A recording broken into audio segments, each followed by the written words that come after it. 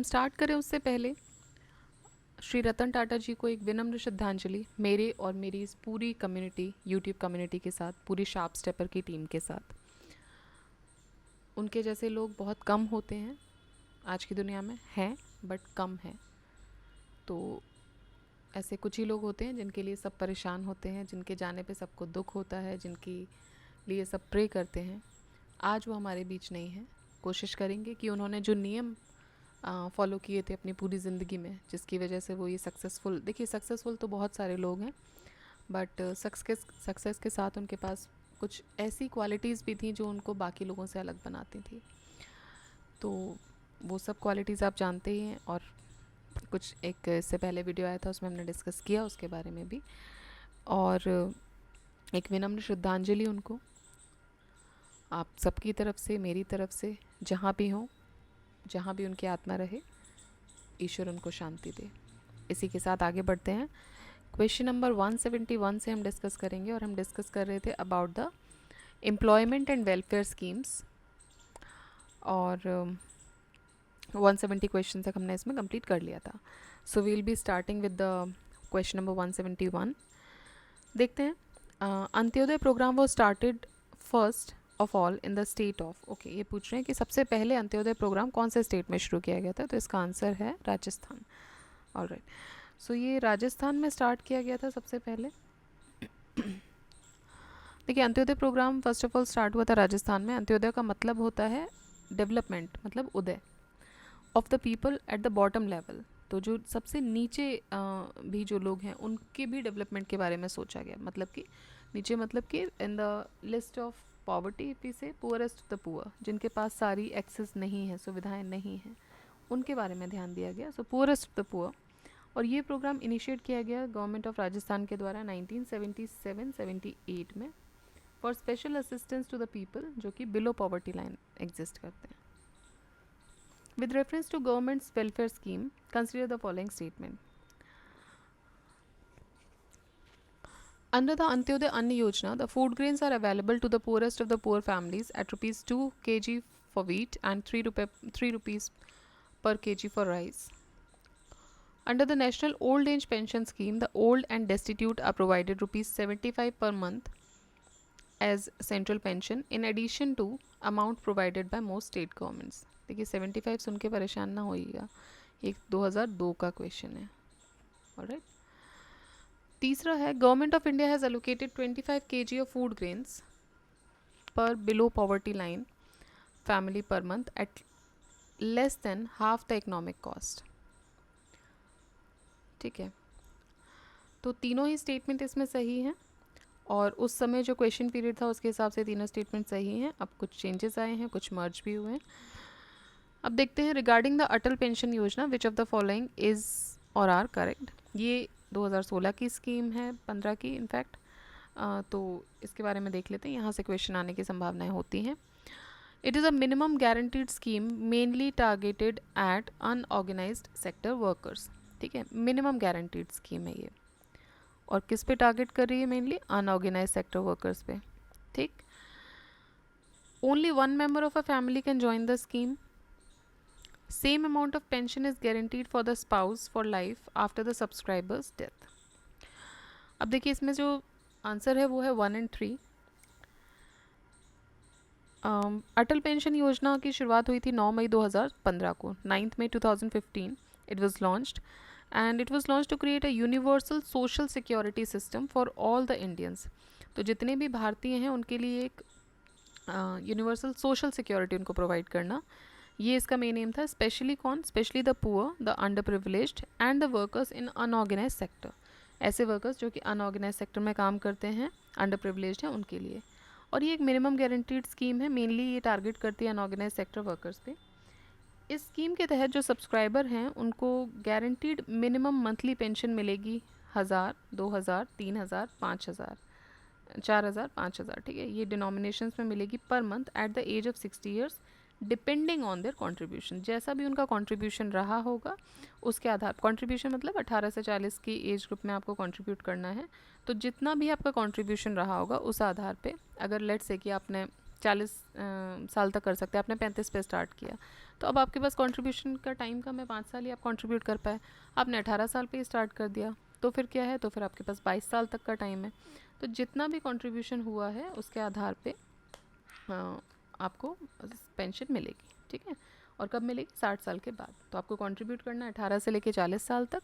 40 साल के बाद 20 साल का गैप है, उसके बाद 60 साल जब आपका रिटायरमेंट एज होती है, जो सरकार ने रिटायरमेंट एज 60 और 62 65 अलग अलग के लिए रखा है, तो इस स्कीम के तहत 60 साल की एज को रिटायरमेंट एज रखा है, और तब आपकी पेंशन मिलना आपको शुरू हो जाएगी डिपेंडिंग ऑन योर कॉन्ट्रीब्यूशन, ठीक। APY is open to all bank account holders in the age group of 18 to 40 years and the contribution differ based on their age and pension amount chosen, ठीक है। तो contribution अलग अलग होता है उनकी as के आधार पे, और जो उन्होंने जो पेंशन अमाउंट उन्होंने चूज़ किया उसके आधार पे।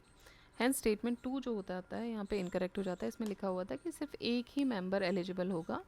देखिए, कोई कितने भी मेंबर ज्वाइन कर सकते हैं, आपको तो कंट्रीब्यूट करना है ना, तो कितना भी मेंबर उसमें ज्वाइन कर सकता है। Only 1 member is not included, क्योंकि कंट्रीब्यूशन जा रहा है सरकार को, उस कंट्रीब्यूशन के आधार पे वो उसमें ऐड ऑन करके आपको पेंशन दे रहे हैं। सो स्टेटमेंट 2 गलत हो जाता है। मंथली गारंटीड पेंशन जो है वो अवेलेबल होगी सब्सक्राइबर को and after him to his spouse after his death. तो जो मंथली गारंटीड पेंशन आपको हो गई, लेट से आपको 2000 की पेंशन गारंटीड हो गई कि मिलनी है, तो अब वो आपको मिलती रहेगी। इन केस डेथ हो जाती है तो आपके स्पाउस को वो पेंशन जो है वो मिलेगी after the death as accumulated at the age of 60 years 60 of the subscriber would be return to the nominee of the subscriber, ठीक है। स्टेटमेंट 2 जो है वो स्टेटमेंट 3 करेक्ट हो जाएगा, यहाँ पे 2 नहीं आएगा। Which of the following can join the national pension scheme system? National pension system कौन ज्वाइन कर सकता है? Resident Indian citizens only, person of age from 21 to 55 only, all the state government employees joining the services after the date of notification by the respective state government। तो ये इसका answer होगा। National pension scheme कौन join कर सकता है? जितने भी स्टेट गवर्नमेंट एम्प्लॉयज़ हैं who are joining the services after the date of notification, मतलब जो रिस्पेक्टिव गवर्नमेंट है जब उसने नोटिफाई किया उसके बाद जितना मैंने भी ज्वाइन किया है, उनको ये नेशनल पेंशन स्कीम वो ज्वाइन कर सकते हैं। तो ये एक voluntarily defined contributory pension system है। Citizen of India whether resident और नॉन रेजिडेंट ये इसको ज्वाइन कर सकता है, ठीक है। इंडिया सिटीज़न होना चाहिए, रेजिडेंट है या नहीं है, दोनों ही केस में वो उसको ज्वाइन कर सकते हैं। A citizen of India whether resident और non resident can join the NPS। Person of age from 18 to 65 years they can join the NPS, National Pension System. NPS is applicable to all the central government employees except the armed forces। तो ये सब applicable है सारे central government employees पे भी applicable है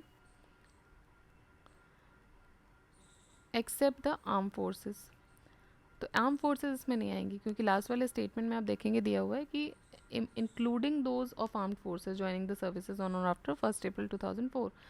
तो पहली बात तो ये डेट भी गलत है, दूसरी बात आर्म्ड फोर्सेस इसमें नहीं आएंगी। तो सेंट्रल गवर्नमेंट एम्प्लॉयज़ भी इसके लिए एप्लीकेबल हैं बिकॉज ये नेशनल पेंशन सिस्टम है, और इसको लेकिन आर्म्ड फोर्सेस वाले इसमें एप्लीकेबल नहीं हैं। और वो सारे सेंट्रल एम्प्लॉयज़ जो कि सर्विसेज ज्वाइन कर रहे हैं 1 जनवरी 2004 के बाद। And also to all the state government employees joining the services after the date of notification by the respective state government. Which of the following statement is not correct? National pension scheme for national pension scheme for retail traders और shopkeepers and self employed person. तो इसमें से आपको बताना correct कौन सा नहीं है। National pension scheme for retail trader, shopkeepers and self employed persons, तो गलत स्टेटमेंट आपको इसमें से बताना है। Those who are in the age group of 18 to 40 are eligible, ये सही है। एनुअल टर्नओवर जो है वो 1.5 करोड़ रुपए से ज़्यादा नहीं होना चाहिए, ठीक बात है। National pension schemes member are also eligible, नहीं देखिए वो एलिजिबल नहीं, आप ऑलरेडी एक अवेल कर रहे हो तो फिर एलिजिबिलिटी नहीं आएगी। It has monthly minimum assured pension of ₹3000, ठीक है, तो ये भी सही है। मंथली मिनिमम एश्योर्ड पेंशन आपको मिनिमम एश्योर्ड पेंशन तो इतनी तो मिलेगी। सो इसका आंसर हो जाएगा सी।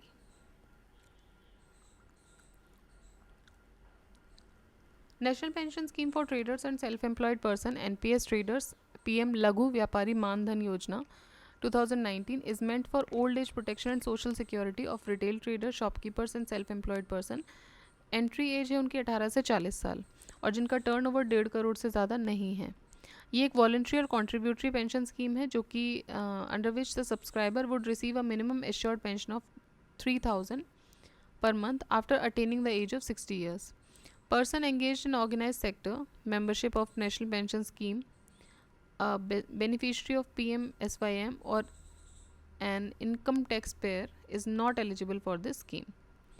ठीक है, तो अगर आप मेंबरशिप है आपके पास नेशनल पेंशन स्कीम की, मतलब EPF ऐसे के हो, आप PM-SYM के बेनिफिशरी हो या इनकम टैक्स पेयर हो, इस केस में आप इसके लिए एलिजिबल नहीं होते हो.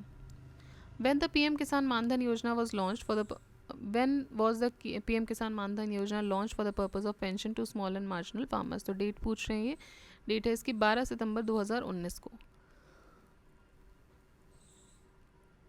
और इसको लॉन्च किया गया था रांची झारखंड से. 12 सितंबर 2019 Ranchi Jharkhand. Scheme is meant for the old age protection and social security of small and marginal farmers. इस स्कीम के तहत फार्मर्स जो हैं उनको मिनिमम एश्योर्ड पेंशन 3000 रुपये की दी जाएगी 60 साल के बाद. And if the farmer dies, तो जो उनका स्पाउस है उसको they will be receiving the 50% of the pension as family pension. तो मतलब लेट से कि मिनिमम आपको 3000 मिल रही है तो उसका 1500 उनके स्पाउस को मिलेगा after the death. The eligible farmer is required to contribute to a pension fund between rupees 55 to 200 per month. तो contribution आपका 55 रुपये से लेके 200 रुपये पर मंथ तक का हो सकता है depending on the entry age. आप जिस एज पे एंटर कर रहे हो उसके आधार पे. Till the retirement age of 60 years the central government will also contribute equal amount. तो जितना आपका कॉन्ट्रीब्यूशन है उतना ही सेंट्रल गवर्नमेंट कॉन्ट्रीब्यूट करेगी. और equal amount to the pension fund. Farmer in the age group of 18 to 20 years who owns cultivable land up to 2 hectares is eligible for this scheme. तो जो 2 hectare तक की cultivable land own कर रहा है वो इसके लिए एलिजिबल. 18 से 40 साल, मतलब एक बार कहने का मतलब है कि 18 से 40 में आप एंट्री ले गए, ठीक है, जैसे कि 35 में आपने ली तो 40 तक 5 साल रहे. ये 5 साल मतलब ये एंट्री के बोले जा रहे हैं. आप फिर देते रहोगे, एक बार आप एंट्री कर गए तो आप 60 तक दे ही रहे हो. और 60 पर जाके जो आपका इक्वल अमाउंट बनेगा वो इक्वल अमाउंट ही सरकार भी देगी और उसके आधार पे फिर आपको पेंशन लागू होगी आपकी. ठीक है, तो ये तो कंटिन्यू रहेगा. ये एंट्री एज है कि भाई 40 के बाद अब आप एंट्री ले रहे हो तो फिर उसके लिए आप एलिजिबिलिटी आप नहीं रखते हो. ऑलराइट, फिर क्योंकि 40 से 60 तक 20 साल बच रहे हैं तो अब आपने जो डिसाइड कर लिया है, अब मान लीजिए आप 35, 36, 37, 40 तक भी आप एंट्री ले रहे हो तो फिर आपके लिए 200 रुपये पर महीने हो जाएगा. आप इतना करोगे तब जाके वो 2 साल में जितना आप कंट्रीब्यूट कर पाओगे उसके आधार पे सरकार भी उतना कर देगी और फिर उसी अमाउंट से आपको पेंशन भी मिलेगा. In Pradhan Mantri Shram Yogi Maandhan scheme each subscriber shall receive the minimum assured pension of. Pradhan Mantri Shram योगी मान तो हमने अभी देखा 3000 रुपये मिनिमम एश्योर्ड पेंशन तो मिलेगी इतनी. Government of India has introduce a pension scheme in 2019, Pradhan Mantri Shram Yogi Maandhan Yojana, to ensure old age protection for them. और ये वॉलंटरी और कॉन्ट्रीब्यूटरी पेंशन स्कीम है जिसमें कि हर सब्सक्राइबर को मिनिमम एश्योर्ड पेंशन 3000 रुपये की दी जाएगी 60 साल के बाद. जो अनऑर्गेनाइज सेक्टर वर्कर्स हैं they with monthly income of less than 15,000, जिनकी मंथली इनकम 15,000 से कम है और जो कि 18 से 40 साल की एज ग्रुप में हैं वो एलिजिबल हैं स्कीम के लिए.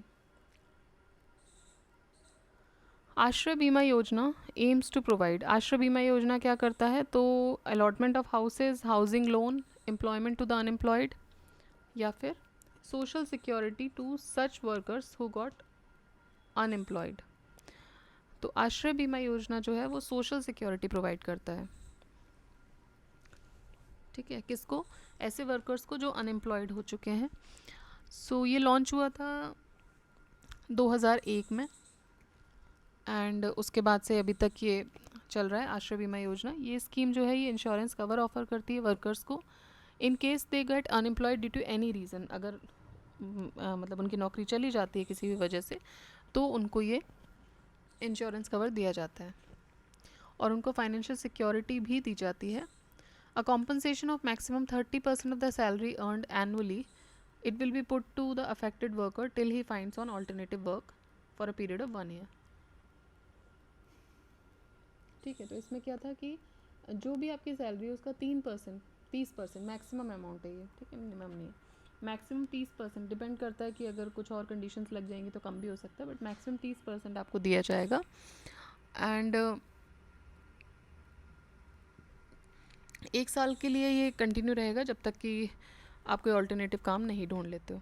तो अगर आपने ऑल्टरनेटिव काम 2 महीने में ढूंढ लिया तो फिर वो तभी ख़त्म हो जाएगा, और अगर आपने ऑल्टरनेटिव काम मतलब कुल मिला के 1 साल तक का पीरियड है, विच एवर इज़ अर्लियर आपको वो तब तक ये मिलेगा insurance. The maximum amount paid to the insured on monthly basis would be 3000। तो मैक्सिमम अमाउंट जो आपको मिलेगा, चाहे 30% आपको जो मैक्सिमम दिया हुआ है, या फिर 3000 से ज़्यादा आपको नहीं मिलेगा। ठीक है। आम Aadmi Bima Yojana social provide social security to.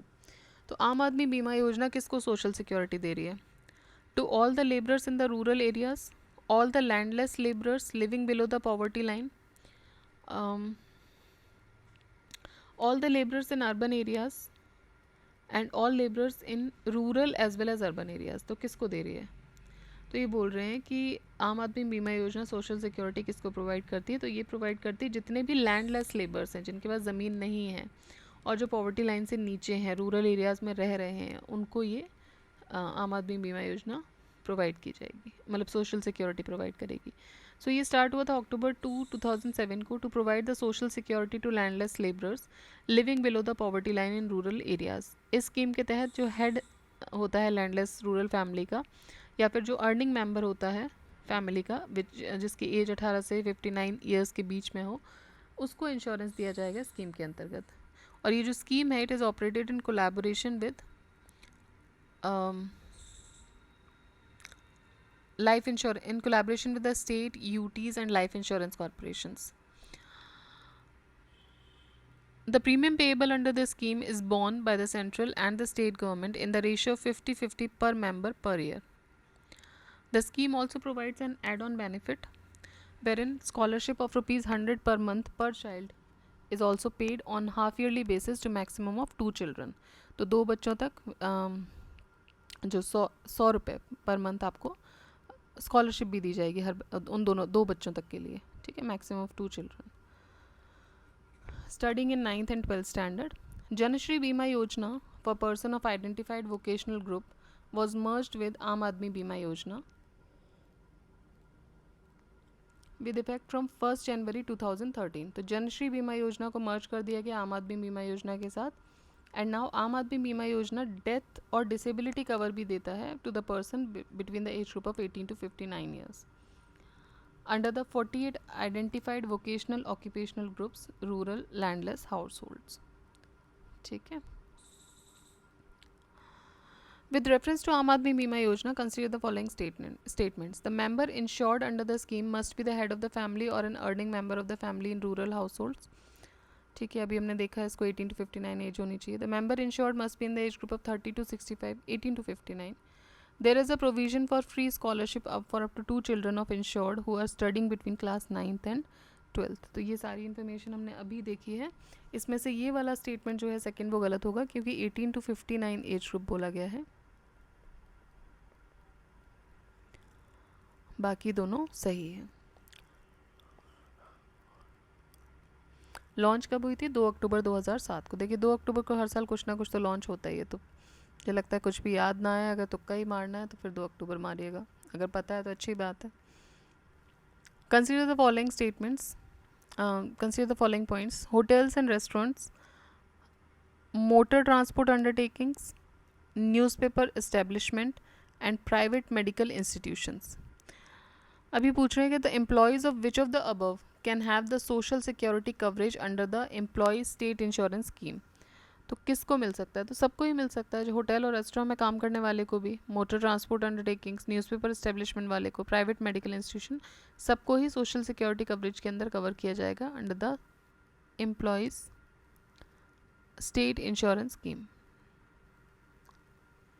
So employee state insurance ESI scheme ये एक इंटीग्रेटेड मेजर है social insurance which is embedded in the employee state insurance act, और ये डिज़ाइन किया गया है जिससे कि जो एम्प्लॉयज़ हैं उनको प्रोटेक्ट किया जा सके as defined in the employee state insurance act 1948। किसके against? Against the impact of incidences, जैसे कि सिकनेस, मैटर्निटी, डिसेबलमेंट हो जाए किसी को, या किसी भी वजह से किसी की डेथ हो जाती है ड्यू टू एम्प्लॉयमेंट इंजरी, और उनको मेडिकल केयर प्रोवाइड करना to insured persons and their families as well. ESI scheme जो है it applies to factories and other establishment with road transport, hotels restaurant, cinemas, newspapers, shops and educational और medical institutions जहाँ पे 10 या 10 से अधिक लोग एम्प्लॉयड हैं। ESI corporation has extended the benefits of ESI schemes. अब ईएसआई कॉरपोरेशन ने इसके बेनिफिट्स को और एक्सटेंड कर दिया था to the workers deployed on the construction sites. ठीक है, तो ये कंस्ट्रक्शन साइट्स पे जो लोग काम करते हैं उन तक भी एक्सटेंड हो गया था। कब से? 1 अगस्त 2015 से। Next, in which of the following years the unorganised worker social security act was pass. तो ये पास हुआ था unorganised worker social security act 2008 में, और नोटिफाई किया गया था 30 दिसंबर 2008 को। Which of the following is not a social security programme. Aam Aadmi Bima योजना, नेशनल हेल्थ इंश्योरेंस स्कीम, स्वर्ण जयंती रोजगार योजना और unorganised workers social security act. तो स्वर्ण जयंती शहरी रोजगार योजना जो है वो सोशल सिक्योरिटी नहीं, वो रोजगार देने के लिए, बाकी ये तीनों सोशल सिक्योरिटी के लिए है। आम आदमी बीमा योजना, national health insurance scheme, unorganised worker social security act, ये प्रोग्राम सोशल सिक्योरिटी के लिए है, जबकि स्वर्ण जयंती शहरी रोजगार योजना एम्प्लॉयमेंट जनरेशन प्रोग्राम है। Which of the following is not a recent measure for the social protection.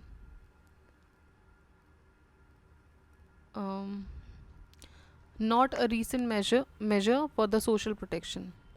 Rashtriya Swasthya बीमा योजना, skill development programme, Aam Aadmi Bima Yojana, unorganised work and social security. तो स्किल डेवलपमेंट प्रोग्राम स्किल देने के लिए है ना, ऑक्यूपेशनल एजुकेशन आपको प्रोवाइड करने के लिए, ट्रेनिंग देने के लिए, ना कि सोशल सिक्योरिटी के लिए। ऑलरेडी आप ये सब पा के आप सिक्योर हो जाओ, वो ये कोशिश कर रहे हैं।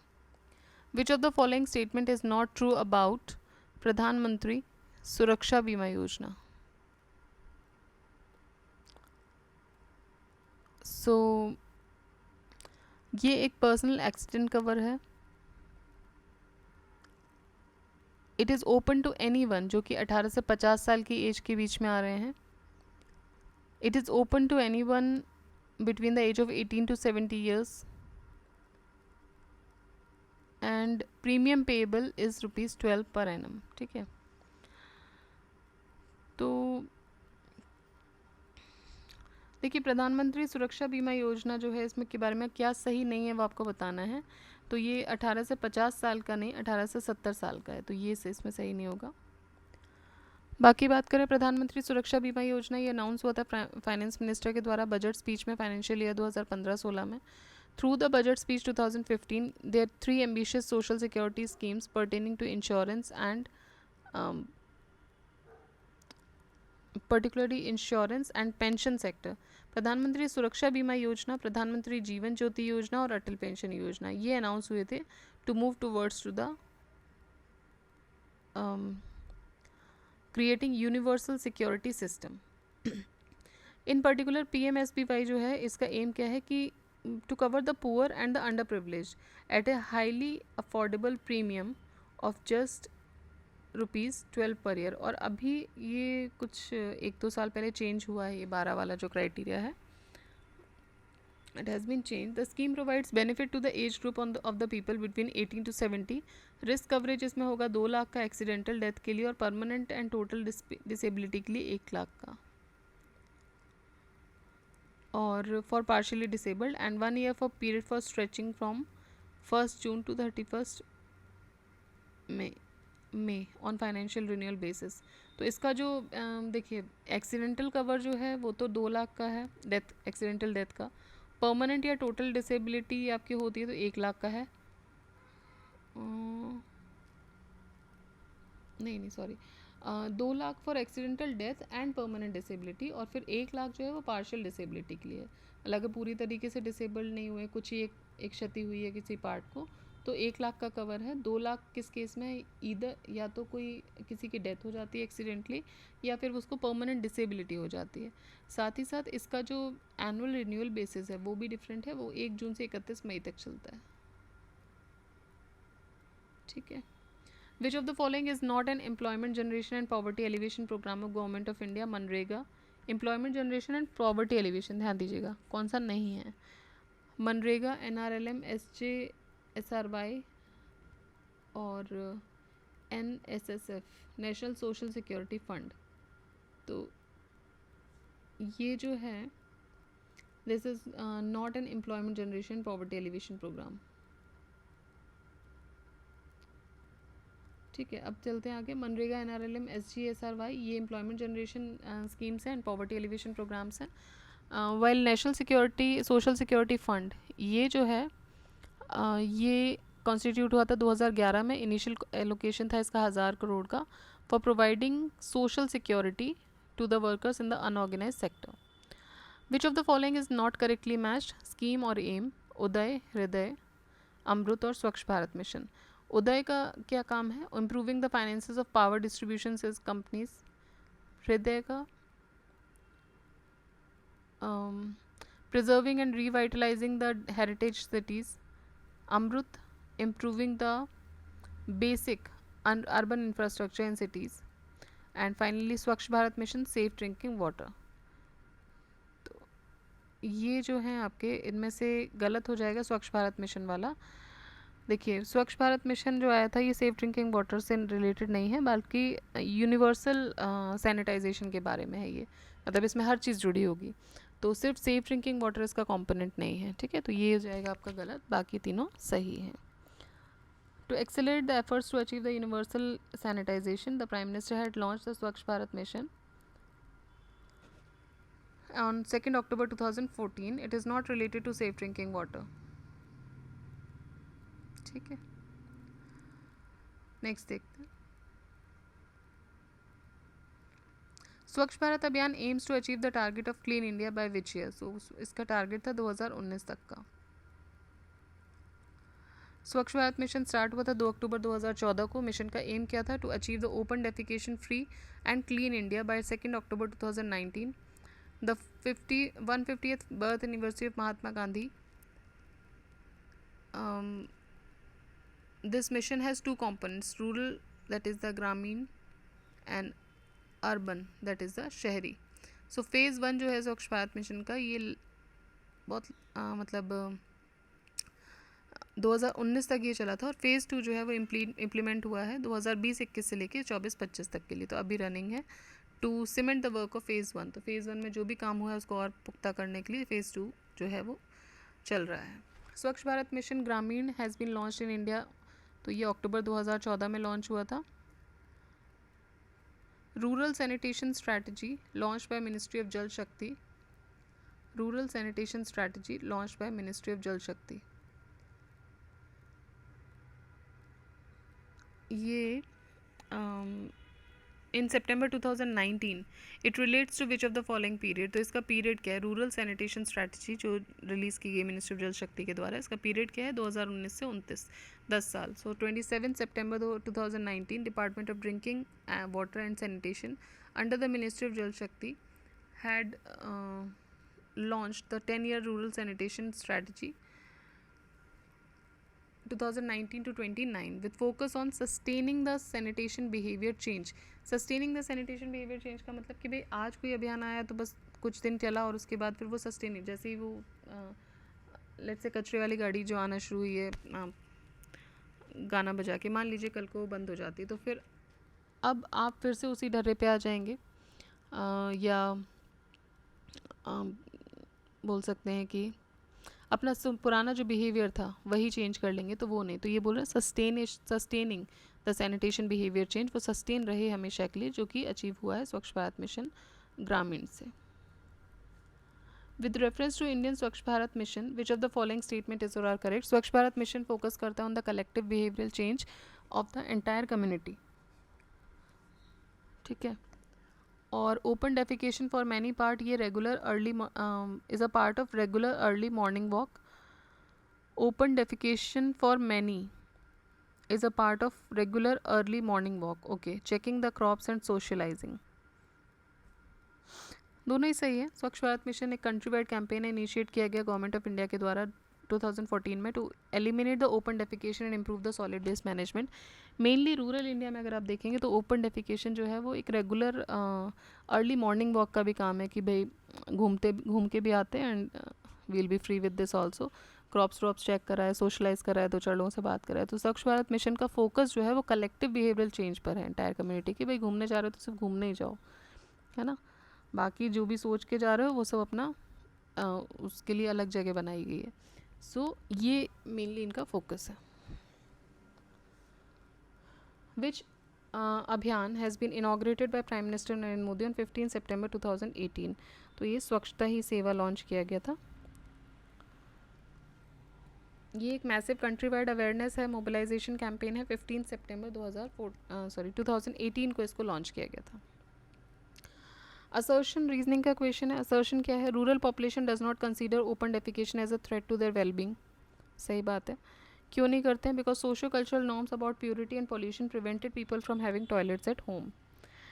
देखिए, इसकी वजह से ये नहीं करते हैं, ये तो सही नहीं है. दोनों स्टेटमेंट सही हैं अपने आप में, लेकिन इसको एक्सप्लेन नहीं कर रहा है कि जो रूरल पॉपुलेशन है वो ओपन डेफिकेशन को एक थ्रेट नहीं मानते. वो इसलिए नहीं मानते हैं क्योंकि प्योरिटी और कॉन्सेप्ट अलग है. नहीं, दोनों कॉन्सेप्ट अपने आप में ठीक है, सही है, बट ये इसका रीजनिंग नहीं है. ठीक है. I think if all of you have watched this movie toilet एक प्रेम कथा, सो वेल एक्सप्लेन्ड है वहाँ पे ये चीज़. Still, rural population of India does not consider open defecation as a threat to their well-being. Also, rural areas में जो socio-cultural norms हैं about the purity and pollution, वो लोगों को अपने घरों के अंदर टॉयलेट्स बनाने से भी रोकते हैं. तो दोनों ही जो स्टेटमेंट और assertion और रीज़न है वो दोनों सही हैं, बट उसको एक्सप्लेन नहीं कर रहा है. निर्मल भारत अभियान योजना एसोसिएटेड है किससे? Development of villages, community toilets in the slum areas, construction of houses for the low income group. None of the above. देखिए, ये जो निर्मल भारत अभियान है ना, ये एक एम्बिशियस प्रोग्राम शुरू किया गया था गवर्नमेंट ऑफ इंडिया के द्वारा. किस लिए? जो टोटल सैनिटेशन कैंपेन है उसको रिवैम्प करने के लिए, and to make India open defecation free by 2022. 2022 तक इंडिया को ओपन डेफिकेशन फ्री करना था इनको निर्मल भारत अभियान से. ये जो है Nirmal Bharat Abhiyan, it forces as an integrated approach to water, sanitation and hygiene. Objective इसका है कि सस्टेनेबल बिहेवियरल चेंज को अचीव किया जा सके with the provision of sanitary facilities in all communities in a phased और सैचुरेशन मोड. ठीक है. ऑब्जेक्टिव क्या है निर्मल ग्राम पुरस्कार योजना का? निर्मल ग्राम पुरस्कार योजना का ऑब्जेक्टिव है defecation sanitation. Alright, defecation sanitation is a objective of Nirmal Gram Puraskar Yojana. To give a fillip to the total sanitation campaign, government of India ने एक लॉन्च किया था एक award based incentive scheme for fully sanitised and open defecation free gram panchayat, blocks, districts and states, जिसको निर्मल ग्राम पुरस्कार बोला गया अक्टूबर 2003 में. And they gave the first award in 2005. Main objective क्या थे इस प्रोग्राम, इस अवार्ड के?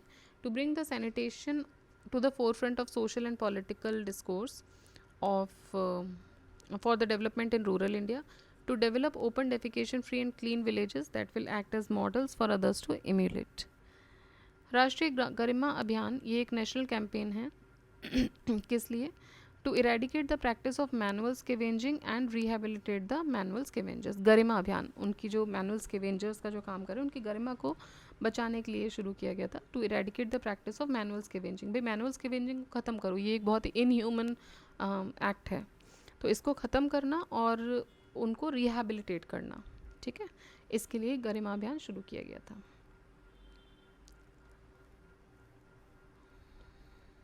राष्ट्रीय गरिमा अभियान एक नेशनल कैंपेन है to eradicate the practice of manual scavenging and rehabilitate the manual scavengers.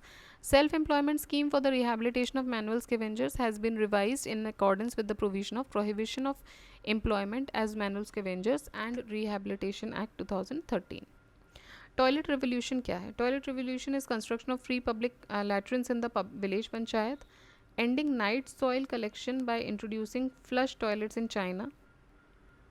Ending night soil collection, okay, by introducing flush toilets in China, a scheme of the central government to make flush toilets in each Nagar Nigam for the poorest of the poor, to provide subsidy and loans by the government to the person constructing flush toilets in villages and cities.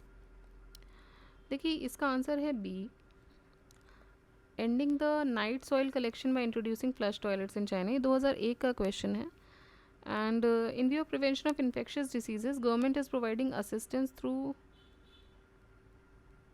एक second, let us read the explanation first, क्योंकि China के लिए ये, इसीलिए मैंने इसको 2 बार पढ़ा, थोड़ा सा कन्फ्यूजन हो रहा था. एक बार पहले देख लेते हैं. In the view of prevention of infectious diseases, government is providing assistance through grants और loans for the construction of flush toilets in village and cities, emphasising on toilet construction programme. ये जो प्रोग्राम है which is ensuring universal availability of flush toilets in India, इसको बोला गया toilet revolution. जी बिल्कुल। सो वही doubt हो रहा था जब उन्होंने बी आंसर देखा, तो because China is already far developed for all this. So D answer इसका हो जाएगा। ये ग्रांट्स और लोन्स प्रोवाइड करने के लिए है to the government, to the person जो कंस्ट्रक्ट करेंगे फ्लश टॉयलेट्स विलेजेस में, ठीक है। Consider the following statement related to integrated low-cost sanitation scheme. The scheme is funded on sharing basis. Central subsidy is 75%, state subsidy is 25%. तो देखिए इसमें दोनों ऊपर के दोनों स्टेटमेंट सही हैं। स्टेट की सब्सिडी 25% नहीं है, क्योंकि यहाँ पे स्टेट सब्सिडी के साथ साथ बेनिफिशरी का भी शेयर होगा, ठीक है। Integrated low cost sanitation scheme में बेनिफिशरी का भी शेयर होगा। अगर स्टेट सेंट्रल गवर्नमेंट इसमें 75% दे रही है, साथ ही साथ स्टेट इसमें 15 देगी, और जो बेनिफिशरी है जिसको फ़ायदा मिल रहा है वो 10% का शेयर देगा। So integrated low cost sanitation scheme start हुआ था 1980-81 में, बहुत पुराना स्कीम है। ऑब्जेक्टिव क्या था इसका? जितने भी ड्राई लेट्रिन्स हैं उनको इरेडिकेट करना, and thereby liberating the manual scavengers from inhuman practice of carrying the night soil. देखिए ड्राई लेट्रिन्स का अगर आपको नहीं पता है, if you have not encountered, तो इनमें होता था कि इनमें जनरली पानी की कोई सुविधा नहीं होती थी। बेसिकली जो फ्लश लगे होते हैं, when you use the toilets you just flush it out, okay. So वो फ्लश की टेक्निक नहीं होती थी, एक पिट जैसा क्रिएट होता था, और आपका जो भी एक्सक्रीटा है वो नीचे जाता था, और रात में या अर्ली मॉर्निंग जो मैनुअल स्कैवेंजर्स होते थे वो अगर डलियाँ रख के आते थे अपने सर पे, and they use to carry this human excreta on their head, और फिर वो उसको कहीं जाके जो भी उनका डंपिंग ग्राउंड होता था वहाँ उसको वेस्ट को छोड़ते थे। तो ये एक रेगुलर प्रैक्टिस थी, ठीक है। और इसको इन टॉयलेट्स को बोला जाता था ड्राई लेट्रिन्स, बेसिकली जिनमें फ्लशेस नहीं होते थे, और ये बहुत ही इनह्यूमन प्रैक्टिस होती थी, बिकॉज वो जनरली रात में ये तो कर रहे हैं या फिर अर्ली मॉर्निंग्स कर रहे हैं। And scheme is also the provision for construction of new latrines for the EWS households, जिनके पास ये फैसिलिटी नहीं है। ये स्कीम फंड की जाती है on sharing basis. 75% central government की सब्सिडी थी इसमें, उसके बाद स्टेट की सब्सिडी 15% और बेनिफिशरी का share 10%। National social assistance programme does not include the following scheme for below poverty line households. National social assistance programme में कौन सा इनमें से स्कीम नहीं आएगी? नेशनल फैमिली बेनिफिट स्कीम आएगी, अन्नपूर्णा स्कीम भी आएगी, महिला किसान सशक्तिकरण परियोजना इसमें नहीं आएगी, बाकी दोनों आएंगे। So national social assistance programme जो कि इफेक्ट में आया था 15 अगस्त 1995 को, ये रिप्रेजेंट करता है एक significant step towards the fulfilment of the directive principles of the article 41 of the constitution. इस प्रोग्राम के द्वारा इंट्रोड्यूस किया गया था एक national policy for social assistance for the poor and aims at ensuring the minimum national standard for social assistance. साथ ही साथ एडिशनल बेनिफिट्स भी to the benefits the states are currently providing और might provide in the future, ठीक है। तो additional benefit state भी दे सकता था। NSAP एट प्रेजेंट इसमें क्या क्या आता है? देखिए इसमें 5 स्कीम आती हैं। Indira Gandhi old age pension scheme, Indira Gandhi national window pension scheme, Indira Gandhi national disability pension scheme. तो 3 वर्ग तो आ गए यहाँ पे, कौन कौन से? ओल्ड एज आ गए, विडो आ गए, डिसेबल्ड आ गए। नेशनल फैमिली बेनिफिट स्कीम और अन्नपूर्णा स्कीम, ये 5 स्कीम इसके अंदर कवर होगी। महिला सशक्तिकरण परियोजना जो है ये एक सब कॉम्पोनेंट है दीनदयाल अंत्योदय योजना का। ऑलराइट, तो ये आपका आ जाएगा नेशनल सोशल असिस्टेंस प्रोग्राम में, NSAP, और ये पुरानी स्कीम है काफ़ी, 1995 में ये स्टार्ट हुई थी। अब देखिए 200 क्वेश्चन तक हमने कर लिए हैं। एक बार हम बस नज़र मार लेते हैं टोटल नंबर ऑफ़ क्वेश्चन कितना है। अगर पॉसिबल होगा तो हम फिर एक वीडियो में करेंगे, नहीं तो इसके लिए 2 वीडियो लेकर आएंगे, बाकी जो रेस्ट ऑफ द क्वेश्चंस हैं। इसमें है 276 क्वेश्चंस हैं। देखिए तो अभी 76 और है, मतलब तो एक वीडियो में तो नहीं हो पाएंगे। आई ट्राई टू कवर 20 और 25 क्वेश्चंस मोर, और उसके बाद फिर एक और वीडियो में बाकी रेस्ट ऑफ द क्वेश्चंस हम कवर कर देंगे। इसी के साथ ये चैप्टर भी हमारा ख़त्म हो जाएगा। काफ़ी बड़ा ये चैप्टर है, फिर से अगेन तो ये हमारा ख़त्म हो जाएगा, ठीक है। So we will start with question number 201। Alright, national social assistance programme is aimed at, तो एम क्या है अभी हमने देख ही लिया, ओल्ड एज पेंशन देना।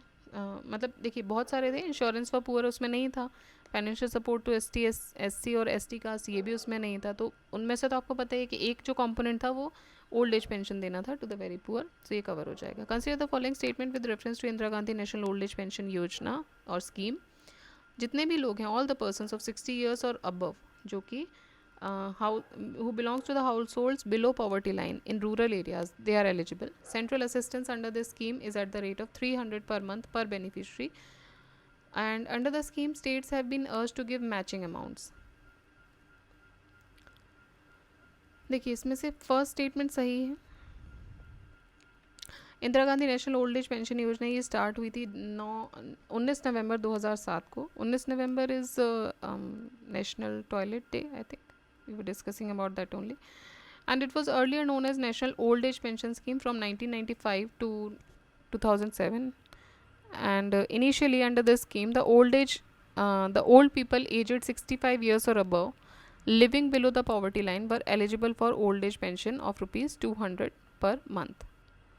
ठीक है, तो इनिशियली इसमें 200 रुपये की बात थी per month by the central assistance. The age limit has reduced from 65 to 60 April 1st 2011 से, and in this scheme state government can also contribute as much as they want. Under this scheme the amount of for people aged above 80 years has been increased from 200 to 500 by central government.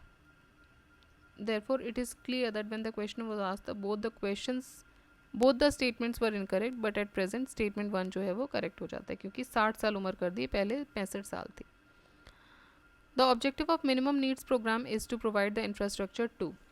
Minimum needs programme में infrastructure किसको दे रहे हैं? Urban population, rural urban population या tribal को, तो दोनों को ही दे रहे हैं। ये इंट्रोड्यूस हुआ था first year of the 5th 5-year plan, 1974-78 तक ये चला था। ऑब्जेक्टिव इसका क्या था कि एक नेटवर्क बनाना बेसिक सर्विसेज का और फैसिलिटीज़ का of social consumption in all the areas up to nationally accepted norms, और एक स्पेसिफाइड टाइम फ्रेम में भी वो काम करना चाहते थे। ये जो प्रोग्राम है ये डिज़ाइन किया गया है to assist in raising living standard and in reducing the regional disparities in development. The program is essentially an investment in human resource. तो ये जो प्रोग्राम है ये essentially क्या है? ये एक ह्यूमन रिसोर्स में एक इन्वेस्टमेंट किया जा रहा है, ठीक है। The basic needs of the people identified for this programme are elementary. Basic needs क्या थी? इन्वेस्टमेंट आप करोगे तो आप क्या करोगे ह्यूमन रिसोर्स में? भाई उसको पढ़ाई प्रॉपर मिल, उसको बेसिक सबसे पहले तो उसको एक छत मिले, पानी मिले ना, उसको क्या बोलते हैं, खाना पानी प्रॉपर मिले, थोड़ा सा न्यूट्रिशन मिले, एलिमेंट्री एजुकेशन मिले, तो ये बेसिक नीड्स होती हैं। तो इसमें क्या क्या होंगे? Elementary education, adult education, rural health, rural roads, rural electrification, rural housing, environmental improvement of urban slums and nutrition, ठीक है। तो जो अर्बन स्लम एरियाज़ हैं वो गाँव का एरिया उससे बहुत बहुत बहुत बेहतर है, ठीक। अर्बन स्लम की कंडीशंस तो बहुत ख़राब है, सो उन पे भी फोकस करना है। कहने के लिए अर्बन एरियाज़ में रह रहे हैं, but the condition where they are living, the environmental conditions, the health conditions of those people वो बहुत ज़्यादा डिटेरियोरेट होती है because of very limited resources, very limited space to live. तो ठीक है, तो वो भी इसमें आ जाएगा। It aims at social and economic development of the community, particularly under privileged and under served population. The concept of minimum needs programme is synonymous of which of the following. Concept किससे मिलता है इसका? तो Antyodaya approach, freedom from hunger approach, investment in human approach, infrastructure development approach. तो investment in human approach जो है वो इसका कॉन्सेप्ट को फॉलोअप करती है। Which of the following is not under the minimum needs programme? क्या नहीं है? Rural water supply, social forestry नहीं है। देखिए एलिमेंट्री की बात की है ना, बेसिक नीड्स रिसोर्स करेंगे, तो बेसिक तो पहले प्रोवाइड की जाए। अब इसमें सोशल फॉरेस्ट्री इसमें नहीं आता है। Which of the following is not a measure of reducing inequalities? Inequalities ख़त्म करने का मेजर इनमें से क्या नहीं है? Minimum needs programme, liberalisation of economy, taxation, land reforms. Reducing inequalities की बात कर रहे हैं, तो मिनिमम नीड्स प्रोग्राम जो है, सॉरी, लिबरलाइजेशन ऑफ इकोनॉमी जो है वो इसमें इसका एक मेजर नहीं है। ये जो मेथड है ये अडॉप्ट किया गया है इकोनॉमिक रिफॉर्म्स के लिए, इसका सोशल कंसर्न कुछ नहीं है, ठीक है। इकोनॉमिक रिफॉर्म मतलब डेवलपमेंट ऑफ इंडिया, तो इसका सोशल कंसर्न कुछ नहीं है। While the remaining 3 options are the measures of reducing the inequalities. Time span of Pradhan Mantri Awas योजना क्या है? 2015 से 2022 time span of Pradhan Mantri Awas योजना। Under the union government they had launch प्रधानमंत्री आवास योजना इन जून 2015. एम था इसका कि हाउसिंग फॉर ऑल इनको देना था, सबके लिए घर दे रहे थे ये bye the year 2022. So PMAY एक इनिशिएटिव है गवर्नमेंट ऑफ इंडिया के द्वारा जिसके अंतर्गत अफोर्डेबल हाउसिंग दी जाएगी टू द पुअर. और इसमें दो कंपोनेंट्स है, प्रधानमंत्री Awas Yojana urban urban poor के लिए, प्रधानमंत्री आवास योजना ग्रामीण रूरल पुअर के लिए. सो ये जो स्कीम है it is converged with other schemes to ensure houses have a toilet. तो इसको दूसरी स्कीम्स के साथ भी कन्वर्ज किया गया ये इंश्योर करने के लिए कि भाई उन घरों में घर देने की बात की थी ना, टॉयलेट तो नहीं, तो बोले टॉयलेट भी होनी चाहिए. सौभाग्य योजना इलेक्ट्रिसिटी कनेक्शन भी होना चाहिए. उज्ज्वला योजना होनी चाहिए, मतलब वो वहाँ तक पहुँचे. LPG connection, access to drinking water and Jan Dhan banking facilities. तो सारी ही चीज़ें उनको जो फैसिलिटीज़ हैं बेसिकली वो उनको पहुँचाई जा सकें. हाउसिंग फॉर ऑल एक कंपोनेंट था, उसको शुरू किया गया, उसको दूसरे जो स्कीम्स के साथ उसके साथ इंटीग्रेट किया गया जिससे कि ये जो सुविधाएँ जो हैं वो भी उन तक पहुँच जाएँ. ठीक है, लास्ट माइल कनेक्टिविटी इनका एम था. Government of India has launched a scheme of housing for all by the year. तो कब तक करना था? 2022 तक. The salient feature of Indira Awas Yojana is construction of 10 lakh houses, liberation of bonded laborers, providing Awas to scheduled caste at cheaper cost, center's allocation of 10 crore rupees. तो 1985 में ये start हुआ था as a part of rural landless employment guarantee programme. Indira Awas Yojana सबस्यूम किया गया जवाहर रोजगार योजना में 1989 में, और इंडिपेंडेंट स्कीम की तरह ये काम करता रहा सिंस 1 जनवरी 1996. उसके बाद it was initially launch with the objective to help rural poor below the poverty line belonging to SCs and ST category and freed bonded laborers in construction of dwelling units and upgrading the existing unserviceable कच्चा houses by providing the grant in aid. 1993-94 में ये scheme जो है इसको extend किया गया non SC ST category में भी. 95-96 से जो इंदिरा आवास योजना के जो बेनिफिट्स हैं वो एक्सटेंड कर दिए गए विडोज़ और next of the kin of defence personnel जो कि शहीद हुए. Benefits have also been extended. तो ये बेनिफिट्स एक्स सर्विसमैन को भी दिए गए और रिटायर्ड मेंबर्स को भी दिए गए. कौन से? पैरामिलिट्री फोर्सेस से, as long as they fulfil the normal eligibility conditions of IAY. From the year 16-17 Indira Awas Yojana को रीवैम्प किया गया प्रधानमंत्री आवास योजना ग्रामीण के तौर पे. ठीक है, तो जो इंदिरा आवास योजना जो शुरू हुई थी 1985 में उसको 2016-17 में इसको रीवैम्प करके प्रधानमंत्री आवास योजना बनाया गया और स्पेसिफिकली प्रधानमंत्री आवास योजना ग्रामीण में इसको सबस्यूम किया गया. Rajiv Awas Yojana RAY that was started in 2011 has been granted the extension till. तो 2011 में शुरू हुई थी, इसको एक्सटेंशन मिला 2022 तक का. In pursuance of the vision of slum-free India with inclusive and equitable cities in which every citizen has access to basic civic infrastructure and social amenities and decent shelter, Rajiv Awas Yojana को लॉन्च किया गया 2011 में इन 2 phases. Preparatory phase for a period of 2 years. तो एक तो preparatory phase था, इसका पहला जो फेज़ था वो प्रिपरेटरी फेज़ था जो कि 2 साल का था, जो कि जून 2013 में ख़त्म हुआ. और दूसरा था इम्प्लीमेंटेशन फेज़. सेंट्रल गवर्नमेंट ने अप्रूव किया था इम्प्लीमेंटेशन फेज़ 2013 से 22 तक के लिए. और ये जो स्कीम है it is now succeeded by प्रधानमंत्री आवास योजना अर्बन. तो इंदिरा आवास योजना जो है उसको सक्सीड किया प्रधानमंत्री आवास योजना ग्रामीण ने, और राजीव गांधी आवास योजना जो राजीव आवास योजना है उसको सक्सीड किया प्रधानमंत्री आवास योजना अर्बन में. The main objective of Rajiv Awas Yojana is to provide free houses to BPL families, to provide free houses to SC/ST families, to provide interest-free loan for construction of houses in rural areas, and to provide slum-free India. तो slum-free India इनका main aim था.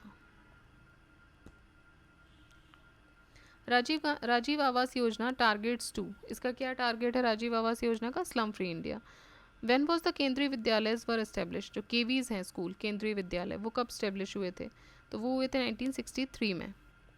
The scheme of Kendriya Vidyalaya central schools was approved in November 1962 by the government of India on the recommendation of second central pay commission. Initially some regimental schools then functioning at places having large concentration of defense personnel were taken over as Central School during the year 1963. The system was formally established on 15 December 1963. ठीक है, तो 15 दिसंबर 1963 को formally इसको establish किया गया और ये किस पे आए थे? On the recommendation of second central pay commission.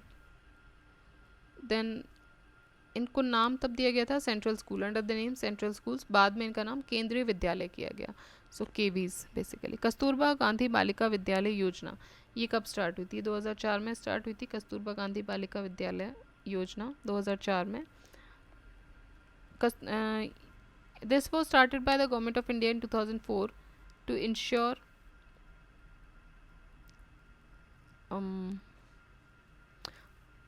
Access and quality education. किसके लिए? बालिका विद्यालय है तो गर्ल्स के लिए, जो कि प्रीडोमिनेंटली SC ST OBC और माइनॉरिटीज़ को बिलोंग करती हैं, डिफ़िकल्ट एरियाज़. साथ ही साथ ये जो स्कीम है ये इम्प्लीमेंट की गई एजुकेशनली बैकवर्ड ब्लॉक्स में ऑफ द कंट्री, जहाँ पर फीमेल रूरल लिटरेसी जो है वो नेशनल एवरेज से कम है. एंड जेंडर गैप जो है इन literacy is above the national average. Scheme provides for a minimum reservation of 75% of the seats for girls belonging to SC, ST, OBC or basically minority communities. And priority for remaining 25% is accorded to girls for families below poverty line. तो इन सब के बाद जो 25% की priority रखी गई वो below poverty line की फैमिलीज़ की बच्चियों के लिए रखी गई. KGBV कस्तूरबा गांधी बालिका विद्यालय, इसको मर्ज किया गया सर्व शिक्षा अभियान प्रोग्राम के साथ as a separate component of SSA. सो कब किया गया? Since April 1st 2007. ठीक है. UNO has fix the target for education for all till which year. तो UNO ने बोला था कि भाई 2020 तक सबको एजुकेशन मिल जानी चाहिए, सब साक्षर हो जाने चाहिए. So United Nations Millennium Development Program Goal 2 was about achieving universal primary education. इसका target 2.A जो था, it envisaged that 2015 every child everywhere, boys or girls alike, would be able to complete a full course of primary schooling. Sustainable Development Goals target 4.1. Okay, sustainable development goals target 4.1. All right. ये बोलता है that all girls and boys will complete free equitable and quality primary and secondary education leading to relevant and effective learning courses और outcomes by 2030. Sarva Shiksha Abhiyan for universalisation of elementary education, ये launch किया गया था government of India के द्वारा 2001 में. तो SSA comprehensive और इंटीग्रेटेड फ्लैगशिप प्रोग्राम है. किस लिए था? यूनिवर्सल एलिमेंट्री एजुकेशन प्रोवाइड करने के लिए, और ये कवर कर रहा था एंटायर कंट्री को मिशन मोड में. SSA को लॉन्च किया गया था 2001 में. पार्टनरशिप थी इसकी स्टेट गवर्नमेंट की और लोकल सेल्फ गवर्नमेंट की. Programme aimed to provide useful and relevant elementary education to all children. And कितने से कितना एज ग्रुप था इसमें? तो ये तो आप सबको पता है, बहुत फेमस ये हुआ था. 6 to 14 एज ग्रुप बाय 2010, मतलब 2010 तक. तो ये इनका एक टारगेट था. With the introduction of right to education act, अब क्या आता है इसके साथ ही आ जाता है कुछ दिनों बाद RTE. तो RTE 2009 जैसे ही आता है. सो बेसिकली ये बोलना चाह रहे हैं कि RTE के आते ही जो चेंजेस किए गए थे SSA में, कुछ चेंजेस किए गए थे SSA में. 2018 में सर्व शिक्षा अभियान और राष्ट्रीय माध्यमिक शिक्षा अभियान इनको सबस्यूम कर दिया गया. SSA और रमसा RMSA इनको सबस्यूम कर दिया गया, मर्ज कर दिया गया और बना दिया गया समग्र शिक्षा अभियान स्कीम. ठीक है, SSAS समग्र शिक्षा अभियान स्कीम. नेशनल एजुकेशन मिशन, साक्षर Bharat and centrally sponsored schemes on teachers education are also a part of it. In 2021, the Nipun Bharat Abhiyan mission was launched as a part of Samagra Shiksha Abhiyan to ensure that universal acquisition of foundational literacy and numeracy skills for all the children of in India by grade 3. तो ये इनका एक main motive था universal Sarva Shiksha Abhiyan का. Aim of Sarva Shiksha Abhiyan is to make elementary education available to all by the year 2007.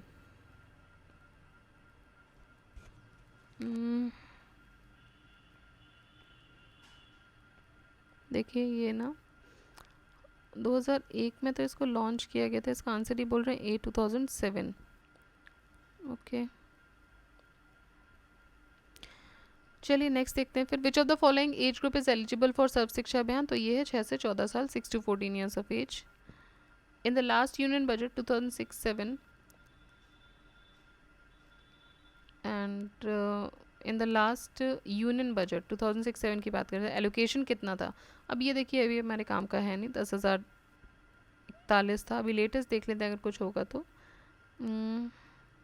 2022-23 का latest estimate अगर हम देखें तो 39,553 करोड़ एलोकेट किए गए थे इस मिशन के लिए। ओके ठीक है, तो 2021-22 में 34,300 और 2022-23 में 39,553। ऑल राइट, लास्ट क्वेश्चन देखते हैं आज का। The focus of Saakshar Bharat programme is on, focus किस पे, फीमेल लिटरेसी पे। साक्षर भारत प्रोग्राम लॉन्च किया गया था सितंबर 2009 में by reconstructing the national literacy mission. ये जो प्रोग्राम है it is motivated by the goal of achieving a fully educated society, जिसमें कि फीमेल लिटरेसी जो है वो मेन पॉइंट रहेगी। Its aim is to significantly reduce the number of communities जो कि लाइफ लॉन्ग लर्निंग एनकरेज करती हैं। सो अब हम 220 पे इसको ख़त्म करते हैं, बाकी रेस्ट ऑफ द क्वेश्चंस के लिए हम एक वीडियो और बनाएंगे और फाइनली हमारा ये चैप्टर ख़त्म हो जाएगा। ऑलराइट, सो आप लोग रिवाइज़ करते रहिए अच्छे से। जो भी कुछ ऐसी इंपॉर्टेंट स्कीम है, जैसे एलिमेंट्री एजुकेशन में ये सर्व शिक्षा अभियान एक इंपॉर्टेंट स्कीम है। कुछ ऐसी स्कीम्स हैं जो उनके बारे में एक ही बार क्वेश्चन पूछा गया है, या तो वो स्टेट स्पेसिफिक हैं या बहुत पुरानी है, उनको बहुत ज़्यादा बाय हार्ट आप मत कीजिएगा।